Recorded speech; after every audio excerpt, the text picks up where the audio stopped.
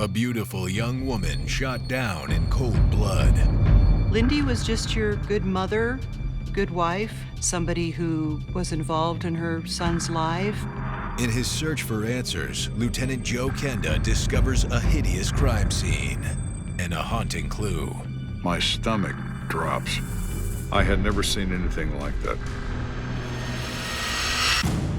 That really changes the course of your investigation. Step by step, Kenda and his team pieced together a terrifying picture. One of the things that was most chilling was that obviously this was well thought out. I come to a conclusion that makes me want to throw up. At some point in many homicide investigations, you realize that there's something missing here. The crime scene will tell you if you listen. We're looking for something that might be very small, that maybe has a very soft voice, but it still might speak to you. You have to listen. There's one thing that never changes: murder. A life has been taken. Their stories are now my stories. I'm Lt Joe Kenda. I've solved over 387 homicides. Somebody has to take control. Somebody has to look out for the victim. I never know where a case is going to lead, but I'll never stop until it's solved.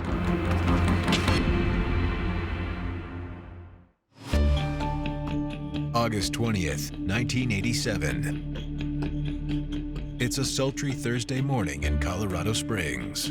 Most people are getting ready for work or taking their kids to school or, just getting their day started.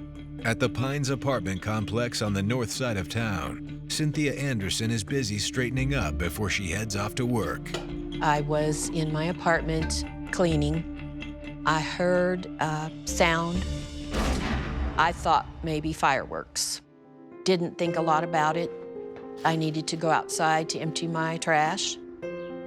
But Cynthia makes a terrifying discovery in the parking lot.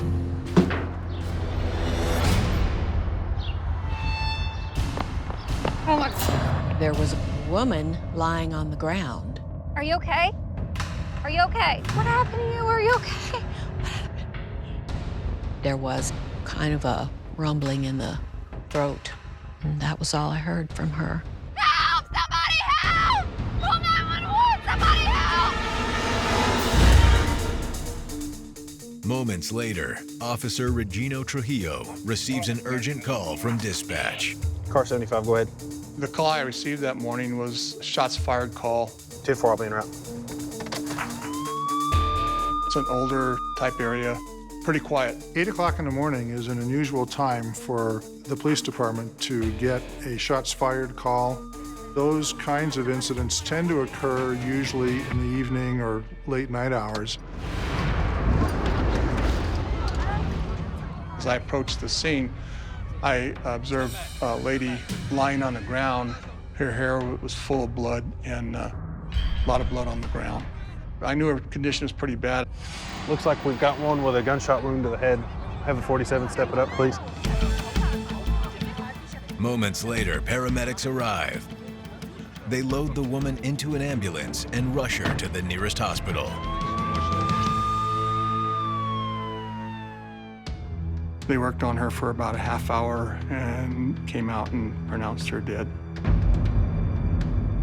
Across town, Lt Joe Kenda is giving his team the morning rundown.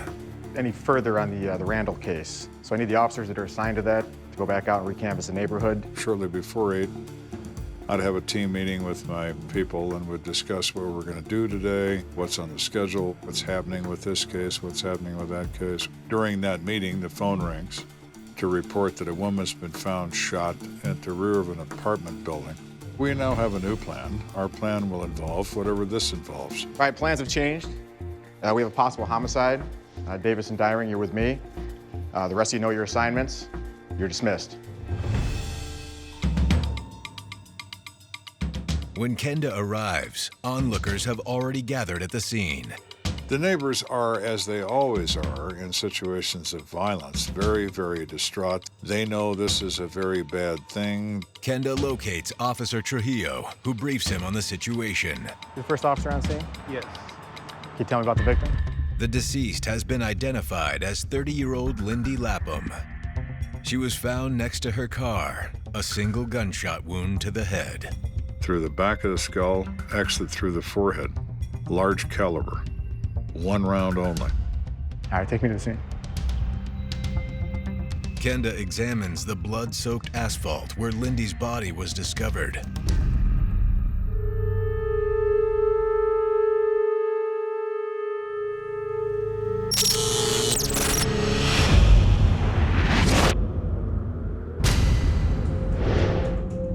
There's a lot of blood on the ground.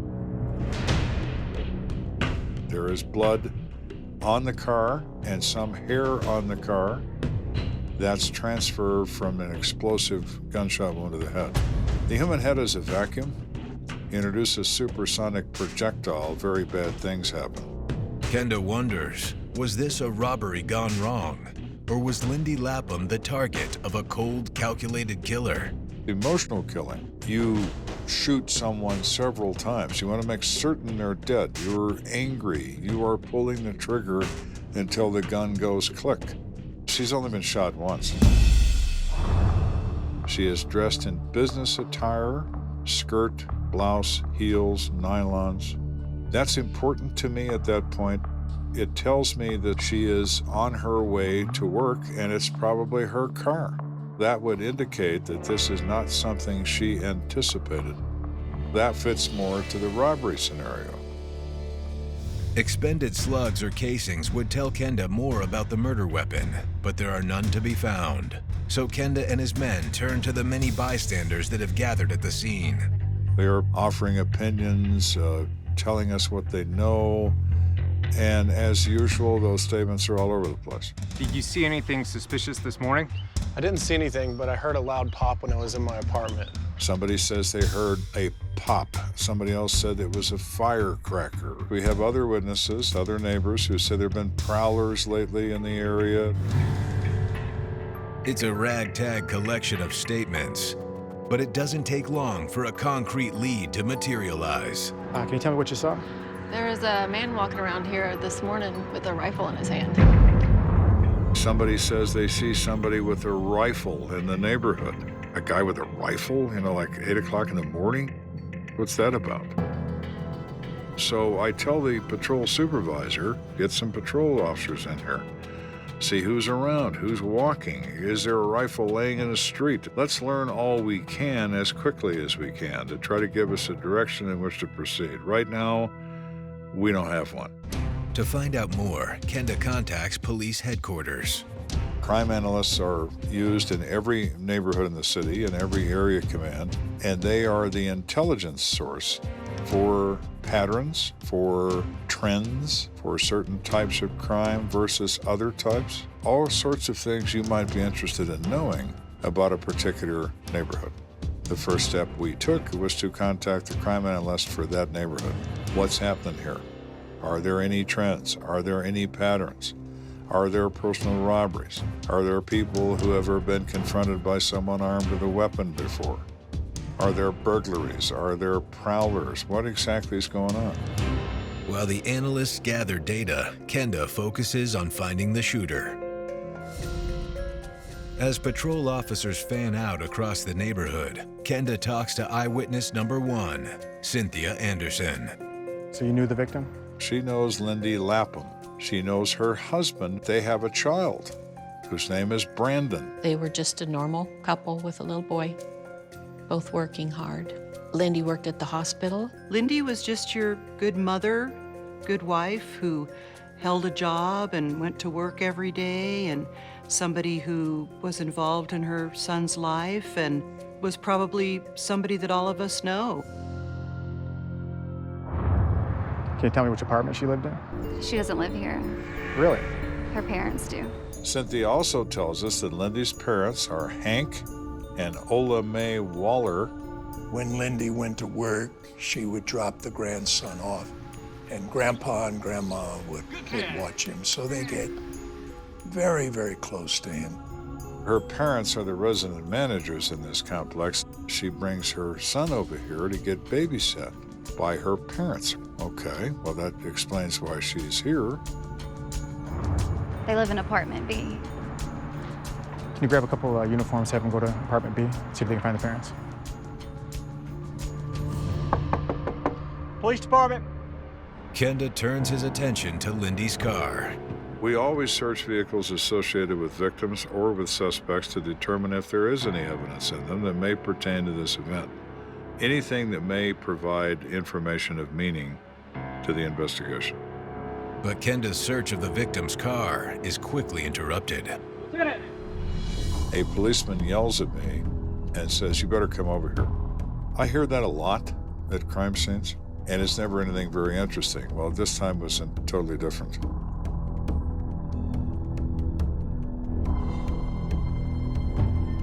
But not even Kenda is prepared for the gruesome scene that awaits inside apartment B. My stomach drops.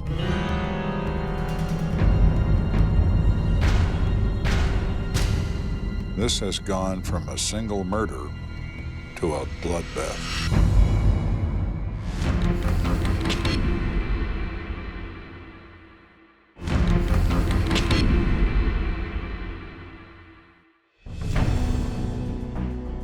Lt Joe Kenda is investigating the murder of working mom Lindy Lapham, found shot in the parking lot of a Colorado Springs apartment complex.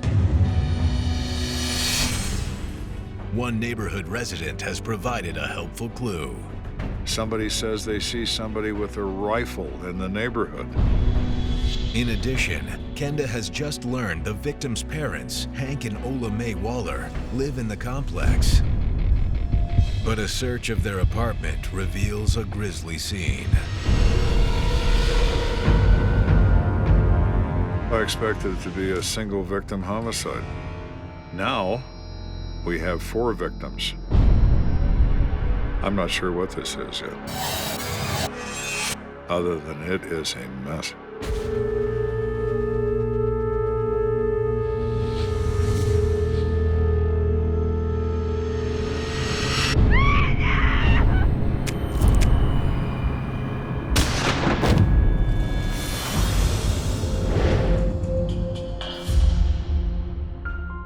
One of the victims still clings to life.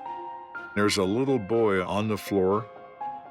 He's covered in blood. His head is covered in blood.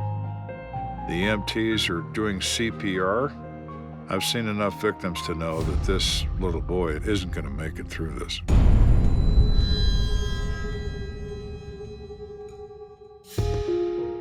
You just get sick to the stomach when you see that. It's a little kid. I got the most angry, I mean white, hot, angry when you hurt a child. Despite EMT's best efforts, the child is pronounced dead on arrival at the hospital. It's a real tragedy, and it's something that strikes an emotional chord, not only to investigators, but I think to the community as well. You can never get accustomed to the death of a child. They stay with me, every one of them, and they're still with me now. Nevertheless, Kenda keeps his mind focused on the investigation. Based on the information I have, I believe that the male on the floor is Hank Waller, Jr. I believe the one on the bed is Ola Mae Waller. And I believe the child that had been removed was Brandon, who is Lindy's child. Who would want to execute the entire Waller family? This is now a multiple event, and I don't know where to begin. Kenda decides to start with Hank Waller. Single gunshot wound to the head. Looks like a large caliber weapon. Hank appears to have been killed by the same type of gun as his daughter Lindy and his grandson. Part of his head's missing. There are skull fragments and brain tissue on the walls, on the windowsill, dripping from the curtains. We have a terrible looking scene. They're all terrible. This is certainly more than most. The position of Hank's body gives Kenda insight into where he was the moment he was shot. Humans, when they die standing erect, one foot will cross the other. It's referred to as the dead man's fall. Hank took that gunshot wound standing up, and fell dead on the floor, causing his feet to cross over each other. Kenda notices another clue sprayed across Hank's abdomen. There is a mist of blood. This is referred to as high-velocity blood spatter. The blood is probably from Hank's grandson, meaning young Brandon was likely standing right next to his grandfather when he was murdered. Was he protecting this boy from somebody with a gun? It would seem so, but there's an X factor in that equation. The fourth victim, Ola Mae Waller. What's most interesting to me is her positioning. She's on top of a bedspread. Her legs are together. Her hands are on her stomach, one over the other. She is posed. Someone wants her to look nice. Unlike the rest of her family, Ola Mae wasn't shot. She has bruising around her throat that I would associate with manual strangulation. But on the front of Ola Mae's nightgown, Kenda notices a series of markings at odds with the strangulation theory. Several puncture wounds in her chest. I don't know what the weapon is. It doesn't look like a knife. I had never seen small cylindrical puncture wounds like that. They are perfectly round, and the only thing that came to mind was an ice pick, which is a rare thing. With no ice pick in sight, Kenda is about to search the rest of the house when a glimmer of metal catches his eye. We get a weapon. The Smith & Wesson Model 19 .357 Magnum revolver, blue steel. That is the same weapon carried by every police officer on the police department. I recognized it immediately. The .357 revolver is a powerful revolver that is capable of doing a lot of damage. We open the cylinder. 6 rounds in it, 3 of them expended. Get a bag? 3 shots have been fired from that weapon. Is it possible there are 2 killers on the loose? Someone, perhaps a former cop, wielding this revolver, and the rifleman spotted just prior to the murder. To Kenda, it seems unlikely. We have Lindy shot once in the head. We have Hank shot once in the head. We have Brandon shot once in the head. At this point, having found this weapon, having found these victims, having looked at the physical evidence, we're no longer looking for a man with a rifle. It is very likely this is our murder weapon. If his hunch is right, it explains the missing casing outside. It was still in the cylinder of the revolver. It also means this is no random act. The Wallers were targeted execution style. Everything I know at this point tells me the Wallers are a wonderful, salt-of-the-earth, middle-class family. Why would someone do this? Kenda has the revolver sent to a lab for testing. But there are still the unusual puncture wounds on Ola Mae's chest, which definitely weren't made by a .357. We were searching for a weapon which could be an ice pick or a similar device. We don't know what it is. A search of the apartment yields no ice pick, but they do find a toolbox. We find 2 tools that are long, narrow-shafted tools used for punching holes into leather or wood. Either one of these are the correct size to inflict those wounds. Neither tool is bloody, which suggests the killer wiped them clean to cover his tracks. Are they hidden? No, they're hidden in plain sight. They're where they're supposed to be. To me, that says some level of planning, some level of scheme, clever enough to not try to conceal them, make them apparent, and thus make them not involved. The tools join the revolver at the crime lab for processing. Kenda now has 3 potential murder weapons and a slew of physical evidence. Still, he's no closer to catching his killer. Every murder case has a point of despair. You don't know where to go next. You just don't have a clue. And you feel so awful. But just when it seems the investigation has hit rock bottom, something catches Kenda's attention. There are 5 glasses on the table, one at each place setting, and there's orange juice poured in each one of the glasses.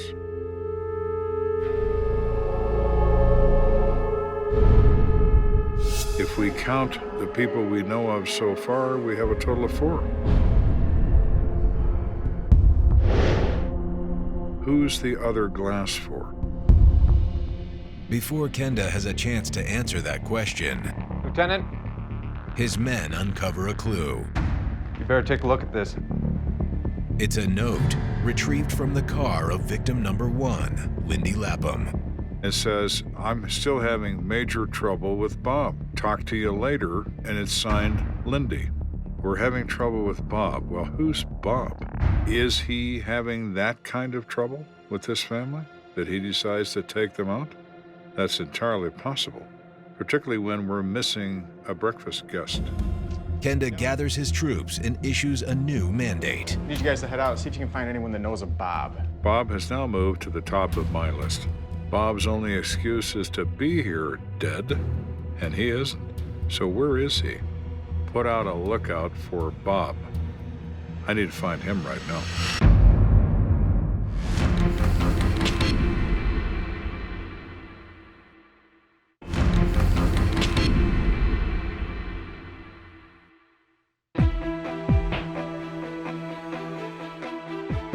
Lt Joe Kenda is working one of the most harrowing cases of his career.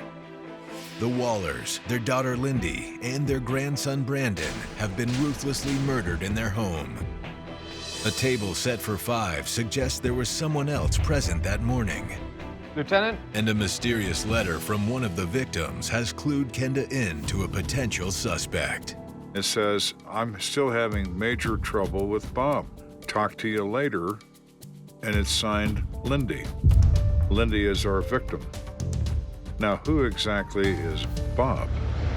So I'm looking at this note and I'm thinking, okay, Bob added in with this group makes 5. Is Bob the 5th orange juice?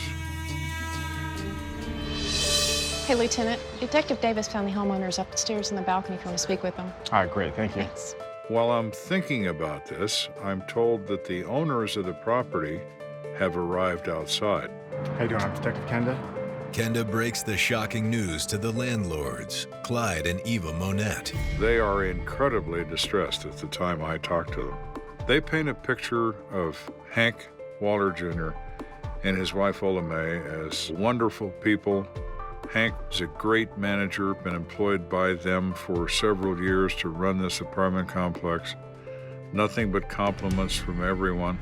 They were just awfully good people. He works on the Pikes Peak Highway as a patrol officer in the summers. The Pikes Peak Highway is a road that goes from the base of Pikes Peak up to the Summit House. It is a fairly heavily traveled road in the summertime as it draws tourists from all over. And there is a small force of officers that patrol that to just make sure that everybody is safe. They are armed because they're considered to be sworn officers of the law. They can arrest people for traffic violations on the highway and are armed for their protection and others. According to the Monettes, Hank and Ola May had been happily married for over 3 decades. The couple met every challenge as a team, and Hank helped Ola May tackle a debilitating illness head-on. Ola May was confined to a wheelchair. She had multiple sclerosis, but her husband, Hank, he took really good care of her. Good people. Hank was the primary caregiver, and what I mean by that is he had to lift her out of a chair, he had to lift her out of bed. In turn, Ola May was there for Hank during his own time of need. Hank had also suffered a stroke a couple of years ago, but ultimately was able to continue working. Oh yeah, he was a little bit slower and a little more deliberate in his walk and his talk, but he was still Hank. Can you think of anyone that would want to harm them? I really can't, no. They can't imagine that Hank and Ola May would have an enemy in the world. At least until Kenda mentions Lindy's mysterious troublemaker. Do you by any chance know someone named Bob? I say to them, we found a note where Lindy says she's having trouble with Bob. Do you know what that's about? Oh, boy, do we. Please explain. Well, he was estranged from Lindy, and he did make some threats. Bob's her husband. They've been having trouble for some extended period of time. It's our understanding he no longer lives at home, that he moved out. So he's threatened them? Oh, yeah. Not only is he estranged from his wife, who is now dead, he's threatened the Waller family, who also happens to be dead. The Monettes inform Kenda that Bob Lapham works at Memorial Hospital. But a quick call raises suspicion. Lieutenant, I called the hospital. They said Bob wasn't there today. Now, this is even more interesting. He's not where he's supposed to be. He's not here either. So exactly where is he? Crossing the Kansas border?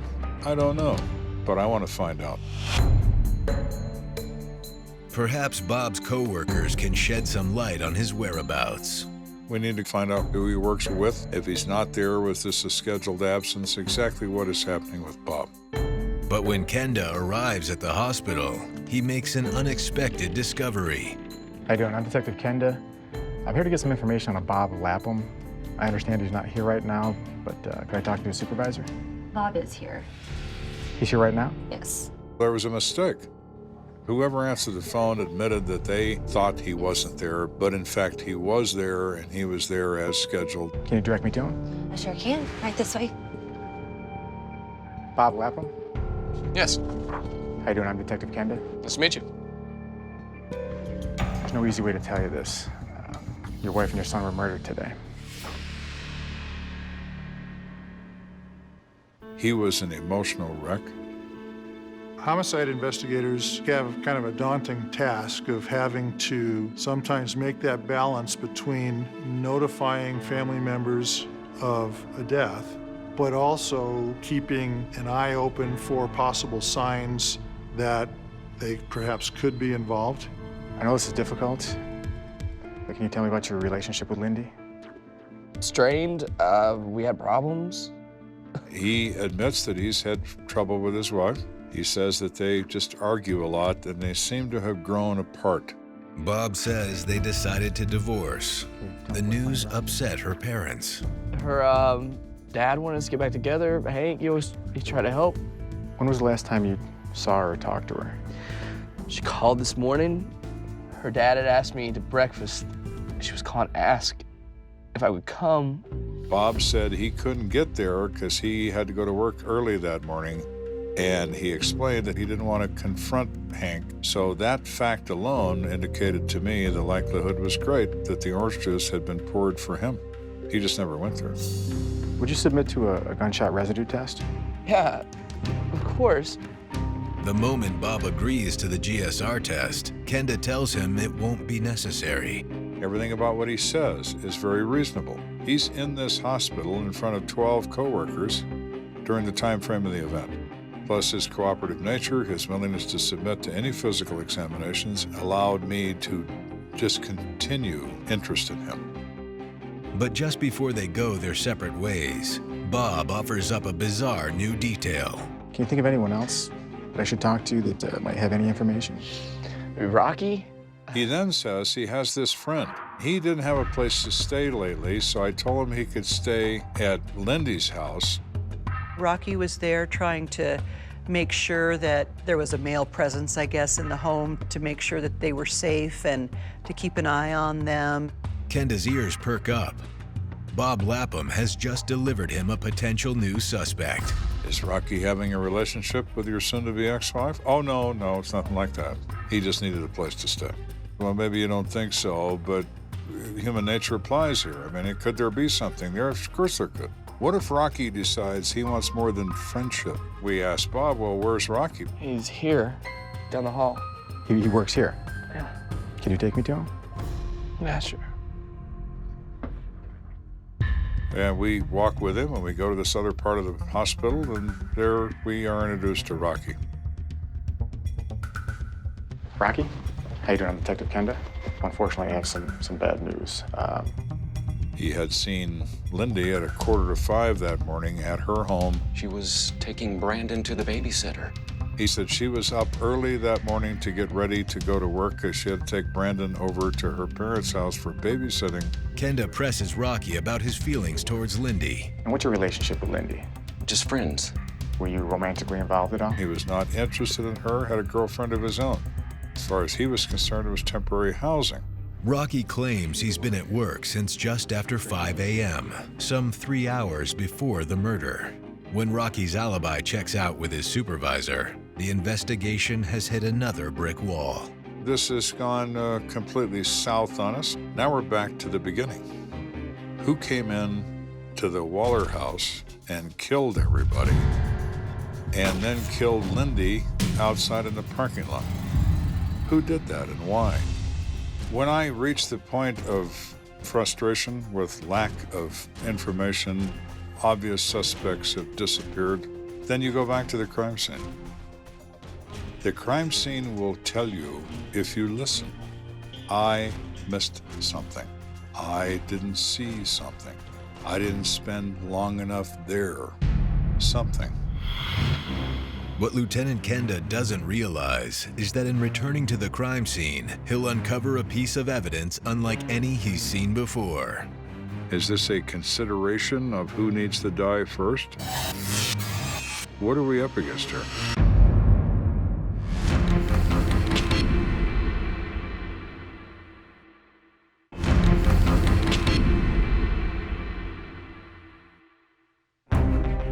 Lieutenant Joe Kenda has returned to the scene of a quadruple homicide that claimed the lives of Lindy Lapham, her young son Brandon, and her parents. With all other leads exhausted, Kenda orders his men to again search the crime scene top to bottom in hopes of uncovering new evidence. We don't know what we're looking for yet until perhaps we see it. But that means every item, every object, every piece of paper, we're going to see if it compares to something that may be significant to this case.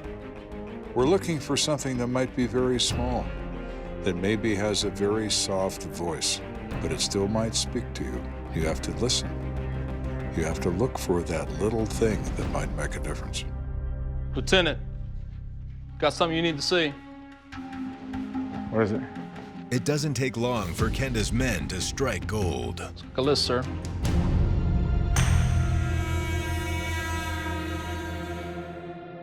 I had never seen anything like that.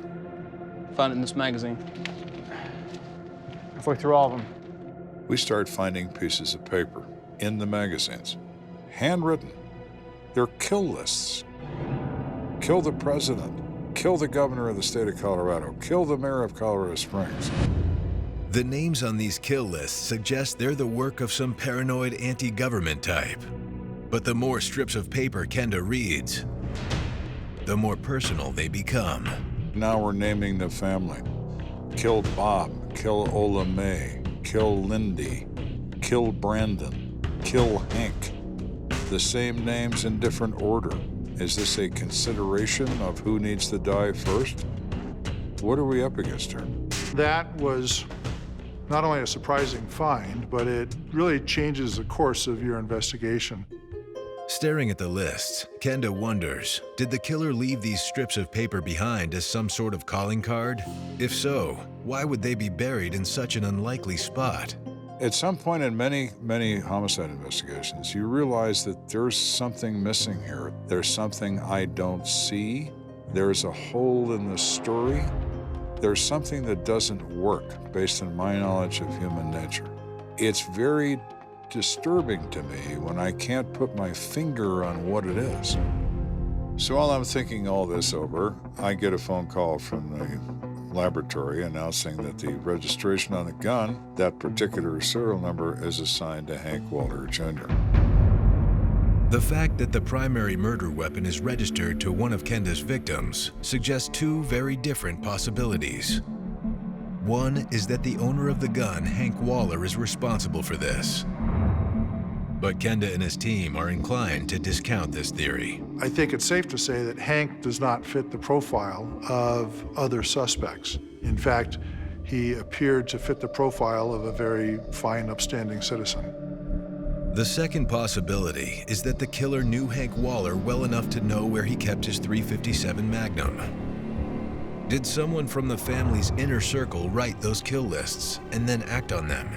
If so, who is it and where are they now? To answer that question, Kenda needs to speak to someone who knows the Wallers intimately. I was aware from the Monets that Hank was a religious person. Kenda finds the family address book and the phone number for a Reverend Ed Beck.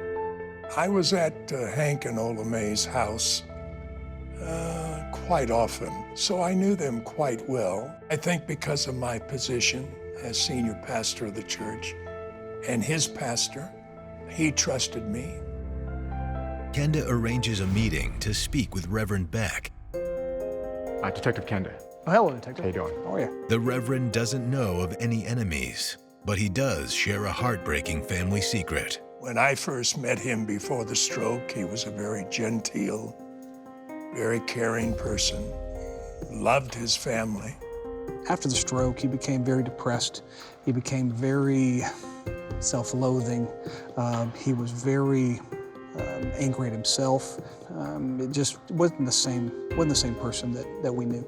The stroke usually causes a loss of prior function, such as weakness or numbness or loss of vision, loss of intellect, loss of speech, or even loss of emotional understanding of what people are saying. The stroke that he experienced changed his personality. Over a period of time, he became quite depressed. Hank confided in Reverend Beck that he was worried about Ola May's multiple sclerosis. You understand that God has a plan for you and your family. I don't know if I can keep taking care of her. And if something happens to me, what happens to her? I know you do. And what happens to my grandson? And what happens to the house and everything? I can't. Every time he left my office, we had a prayer time together. Keep them strong, keep them faithful. Everything was going to be better, and, he went out smiling. The story of Hank's stroke-induced depression is a revelation, but Kenda's not sure what to make of it. The stroke changed his personality. What else did it do? Wondering how this information plays into the massacre or what connection it has to the mysterious kill lists, Kenda heads back to the crime scene. We're still in control of it. We don't move the bodies until we're ready to, and we weren't ready to. Something is here that will tell us something. We'll know when we find it, but we have to look for it. Scanning the room, Kenda notices a pile of papers. I'm looking at the table where outgoing mail is in place. I see a letter addressed to Mary Elizabeth, the daughter. In addition to Lindy, Hank and Ola May have a daughter who lives in New Mexico. I open it. It hasn't been mailed. It's handwritten. It's talking about the trouble in the family and what a bad thing Bob has done. And it's signed, Love, Dad. Kenda has a bad feeling about the author of the letter. I look at the handwriting in that letter, and I look at the handwriting on my kill list, and in my opinion, they're the same. Immediately, I connected.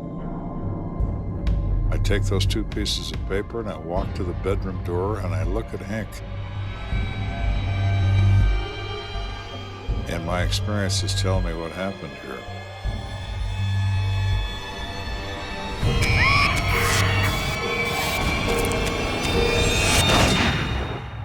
I come to a conclusion that makes me want to throw up.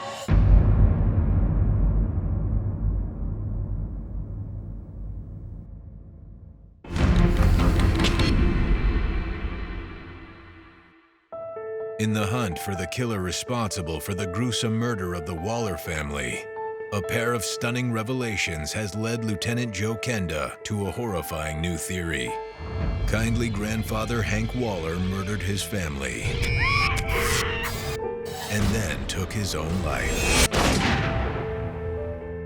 Hank, you crazy son of a bitch.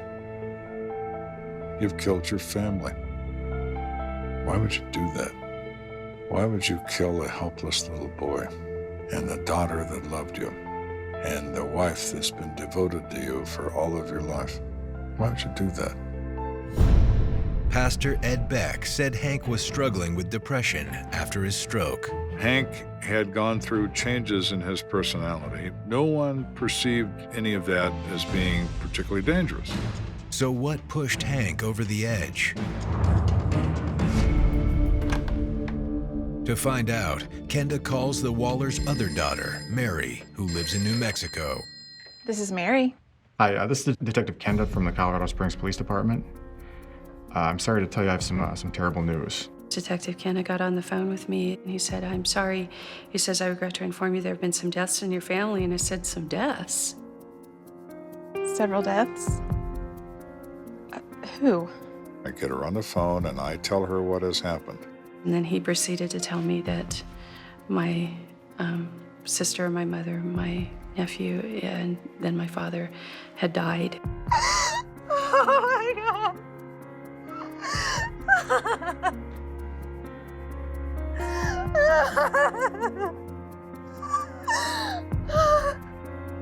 And I just dropped the phone and I fell on the floor screaming. I just physically, it knocked me down. Eventually, Mary collects herself and offers Kenda further insight into how this tragedy came to pass. Okay. I would say that he wasn't doing very well with stress at all after the stroke. My mother was telling me for months before this happened that there was something wrong with my dad. Wrong with him up here.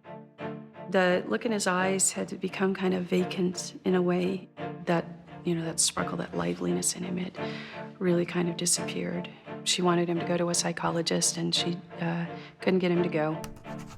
Mary tells Kenda she didn't realize how serious the situation was until very recently, when her father called her, despondent over Lindy's impending divorce.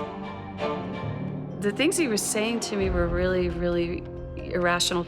He was saying things like, you know, "I can't allow this to happen. This just can't happen. I'm not gonna, you know, lose control of, you know, my, you know, being able to see my grandson."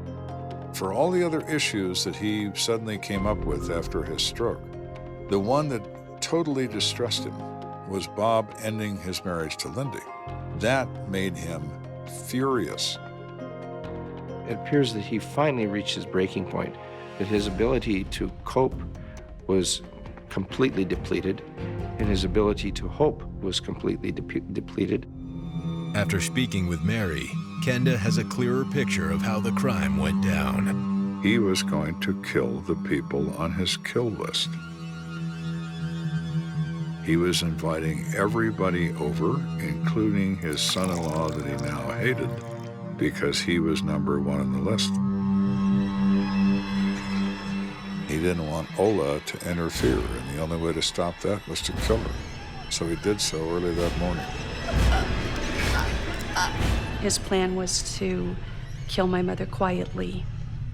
So he first tried to strangle her, and he didn't have enough strength in his left hand to sufficiently strangle her to death. To finish the job, Hank stabbed her 20 times with a hole-punching tool. Then he gently folded her arms across her stomach and laid in wait for Lindy and his grandson to arrive. That's when Hank's plan hit a snag. When Lindy came, she didn't come in. Hey, Dad. how are you? Good. Hey, little man. He's here for breakfast. Great, come on in. I'm gonna drop him off. I'm already late for work, so I'm gonna go. He said, "Come to breakfast." No, well, no. I gotta go. Well, why don't you just come in just for a minute? I can't. I've still gotta go. I'm already late. With Lindy unwilling to stay, and with her estranged husband a no-show, Hank had to improvise. He followed her out the door into the parking lot. Lindy, please, just come in I'll just be for back 5 after minutes. work. Lindy, I just need to speak to you just for a minute. I want to have breakfast with you. Shot her in the head in the parking lot. Lindy!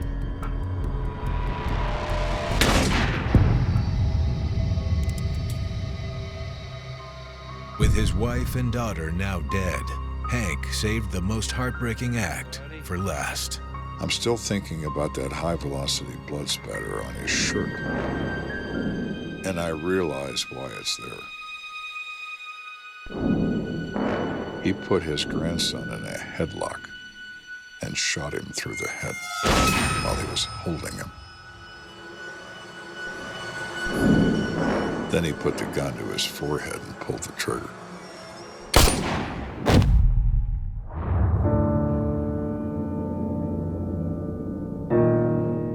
I think that was one of the things for me that was most chilling, was that obviously this was well thought out. It was something that Hank had been thinking about for a long time. Hank Waller's death is officially ruled a suicide. Kenda's report lists the deaths of Ola Mae Waller, Lindy Lapham, and 7-year-old Brandon Lapham as homicides.